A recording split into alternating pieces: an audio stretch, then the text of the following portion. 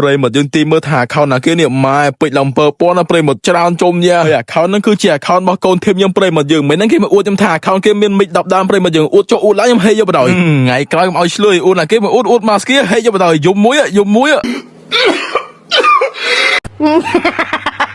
mấy anh thật đưa cái váyតែក្មេងនេះមិនឌឺក្មេងនេះអួតមិចមាន10ដើមអួតចុះអួតឡើងហេយកបដ ாய் ហេហើយចាប់បំផ្លាញពេជ្រចៅខ្ទេចនេះអំពើពណ៌ពេជ្រចាប់ខ្ទេចនេះ even go ចូលនេះចាប់យក